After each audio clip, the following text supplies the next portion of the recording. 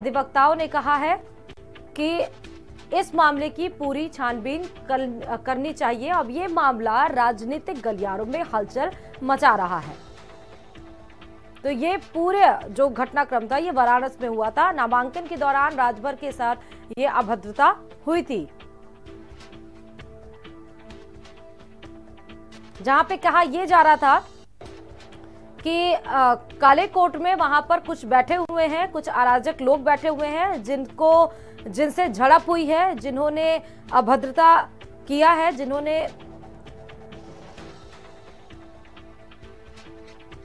तो चुनाव आयोग से ये शिकायत की गई है। नामांकन के दौरान ये अभद्रता हुई थी राजभर के साथ। अब ये मामला राजनीतिक गलियारों में शोर मचा रहा है, जिसको लेकर कई कमेंट्स भी आ चुके हैं। डीएम से शिकायत की गई है कि इस मामले को छानबीन किया जाए, इसमें पूरी जानकारी ली जाए और जो गलत हो उनके खिलाफ कार्रवाई की जाए।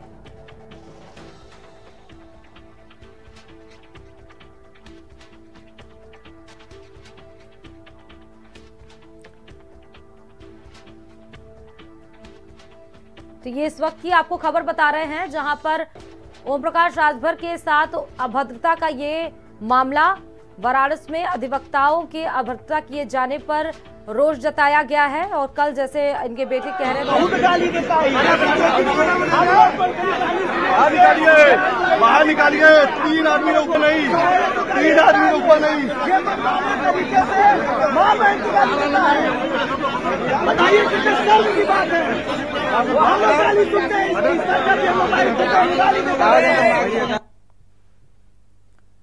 तो बड़ी खबर इस वक्त की बता रहे हैं, जहां पर ओम प्रकाश राजभर के साथ अभद्रता।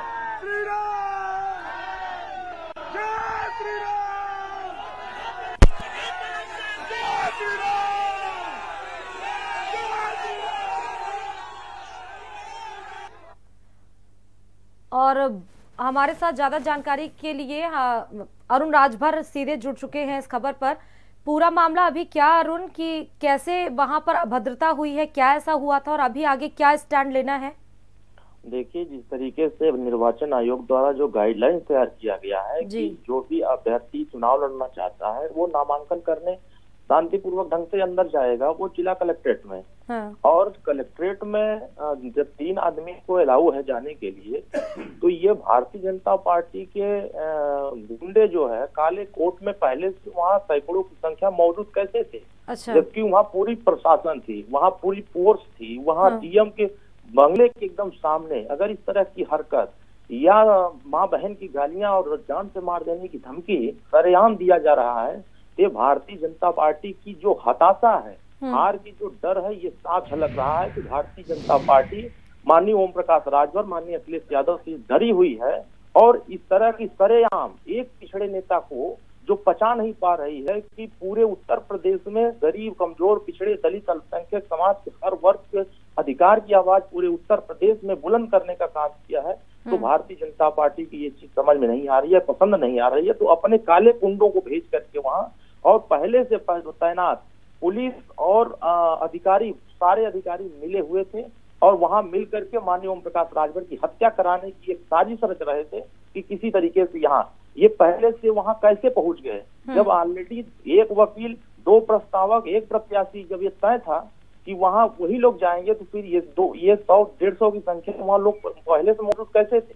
तो ये साफ जाहिर होता है कि भारतीय जनता पार्टी हम लोगों को वहां मारने की तैयारी कर चुकी थी और वहां हत्या कराने की तैयारी कर चुकी थी। और किसी तरीके से हम लोगों ने वहां जिस तरीके से अपने लोगों के बीच में हम लोगों ने सुरक्षित वहां पहुंचने का, वहां से निकलने का प्रयास किया, लेकिन कालर तक अरुण जी ये समझना चाहूंगी कि ये अचानक से हुआ कैसे झड़प?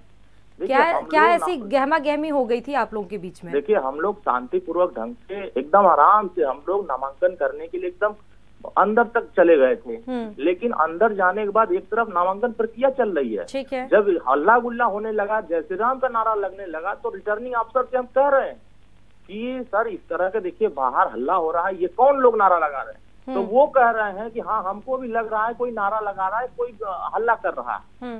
तो वो हंसते हुए कहा कि कि होंगे कोई लोग। हम कहें ये कौन सी बात होती है कि निर्वाचन आयोग जब नियम दिया हुआ है कि अभ्यर्थी को सुरक्षित जो है नामांकन कराना है, और आप कह रहे हैं कि कोई होगा हल्ला कर रहा है। इसका मतलब कि रिटर्निंग अफसर भी मिला हुआ है। भारतीय जनता पार्टी के कुछ अधिकारी ऐसे हैं जो भारतीय जनता पार्टी के इशारे पर काम कर रहे हैं और पिछड़े समाज के नेताओं को बदनाम करने के लिए, अपमानित करने के लिए इस तरह की हरकत कर रहे हैं। ये तो पूरे पिछड़े समाज की गाली दिया जा रहा है, पिछड़े दलित समाज के लोगों को गाली दिया जा रहा है। ये एक नेता को नहीं गाली दिया गया है, ये पूरे पिछड़े समाज को गाली देकर के अपमान करने का काम किया गया है। उत्तर प्रदेश की जनता अगर इस तरह की हरकत जिस तरह का हुआ, बहुत बहुत शुक्रिया अरुण जी इतनी जानकारी देने के लिए इस मामले पर। तो आपको बता दें, अरुण राजभर को आप सुन रहे थे, जहां पर ये मामला हम आपको वाराणसी में बता रहे हैं, जहां अरविंद राजभर अपने बेटे के लिए नामांकन दाखिल करने गए थे और उस बीच ये झड़प हुई थी। बढ़ते हुए खबर